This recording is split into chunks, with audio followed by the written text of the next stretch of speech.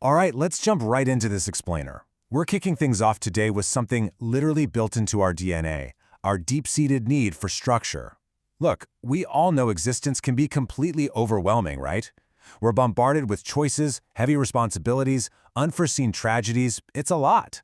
So today, we're going to do a deep dive into a framework that tries to give us a reliable map for navigating all of that chaos. So why do we crave rules? It's kind of the ultimate question here. The harsh reality, at least according to this text, is that if we're left completely to our own devices, no chaperones, no guidelines, we actually become slaves to our baser passions. Without some sort of ordering principle, we just aim terribly low. We don't instinctively look for rules because we love being bossed around by authority. No, we actually need them to survive the absolute chaos of existence and, ironically, to maintain our genuine freedom. And that brings us to the core of today's explainer, Jordan D. Peterson's massive bestseller, 12 Rules for Life: An Antidote to Chaos. We're going to break down its core philosophical framework and see exactly how these ancient foundational ideas translate into surprisingly practical tools for your everyday life. It's an ambitious book for sure, but by unpacking its key concepts, we can find some really actionable strategies to fortify ourselves against life's inevitable curveballs. All right, Section 1. The Origin of Rules, from Quora to Bestseller. You know what's wild? The journey to this global philosophical bestseller actually started in a super modern, unexpected place, the website Quora. Peterson just casually answered a prompt asking what everyone should know and posted a list of 40 rules. Well, that post absolutely blew up. Realizing people were really hungry for this kind of structured advice, he spent 3 grueling years distilling that massive list. 40 rules became 16, and then, through a ton of meticulous refinement, they were whittled down to the final 12 rules published in the book. Now, we obviously can't cover all 12 today, but we are going to focus on a few key ones that beautifully capture the entire spectrum of this text. Just look at this list. Some of these are deeply philosophical, right? Like pursuing ultimate meaning. But then others are incredibly down to earth, like advice on parenting or literally just stopping to pet a stray cat. It's fascinating. We're going to see how all these seemingly random ideas actually link together as cohesive, practical antidotes to the tragedy of being. Moving on to Section 2, Chaos versus Order, the eternal tension. The book argues that our reality is basically split right down the middle. On one side, you have order.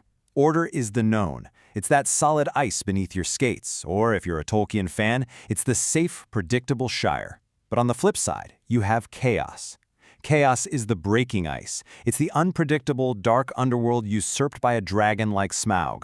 And the crazy thing is, every single one of us is constantly standing with 1 foot in order and 1 foot in chaos.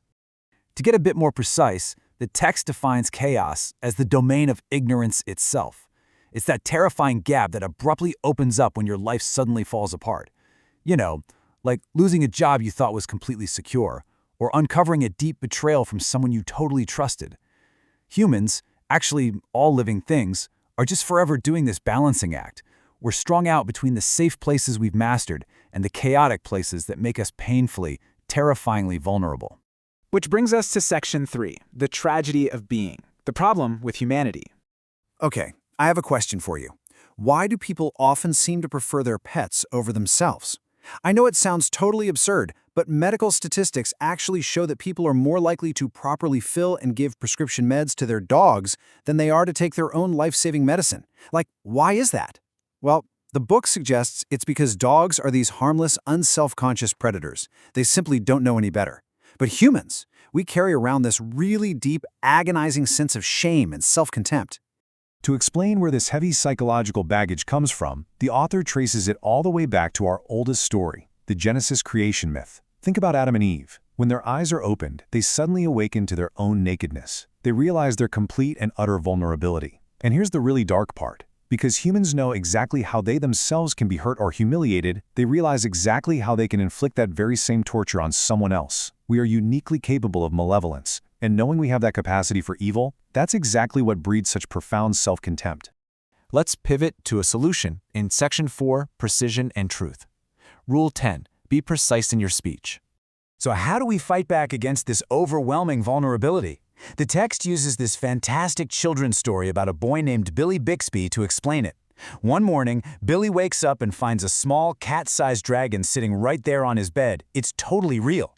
But when he tells his mom, she adamantly insists that dragons absolutely do not exist. Well, because she completely refuses to acknowledge it, this ignored dragon just starts to grow. It gets bigger and bigger, eats all of Billy's pancakes, fills the entire house, and eventually literally runs off down the street carrying their home on its back. So the dad finally chases the house down. But even standing right there in the wreckage, the mom stubbornly repeats that dragons do not exist. Finally, Billy bravely steps up and insists that actually it does exist. And the craziest thing happens. Instantly, the massive beast shrinks right back down to a manageable, cat-sized dragon. When the mom asks why it had to get so insanely big in the first place, Billy drops this profound realization. Maybe it wanted to be noticed. The metaphor here is just absolutely crucial. Ignored reality transforms into chaos. When you refuse to clearly define a problem in your life, whether that's a failing marriage, a miserable career, or maybe a looming financial crisis, you're basically hiding baby monsters under the carpet, and they're going to feed on your avoidance and grow until they destroy your life. But courageous, precise speech, telling the exact truth about what's bothering you, that simplifies the world, it shines a light in the dark, and shrinks those terrifying monsters right back down to a manageable size. Next up is Section 5, Meaning over Expedience.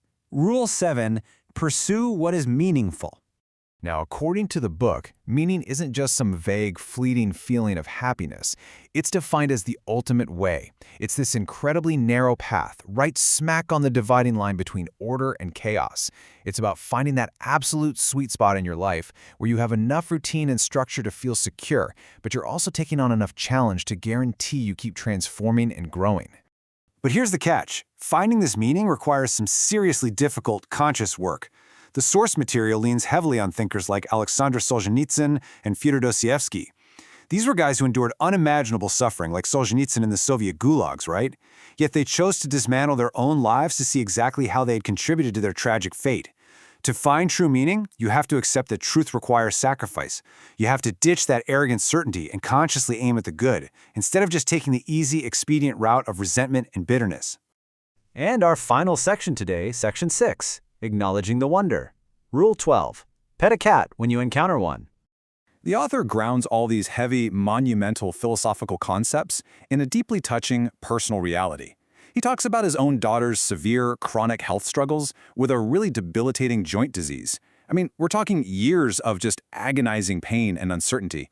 And in the face of such senseless, crushing tragedy, he emphasizes a vital coping mechanism: petting a cat. It's a beautiful metaphor for consciously forcing yourself to pay attention to those small, 15-second windows of wonder. You really have to actively look for those tiny moments of grace to sort of balance out life's ineradicable suffering. Ultimately, as we wrap up this detailed explainer, it's clear this book is so much more than just a list of behavioral tips.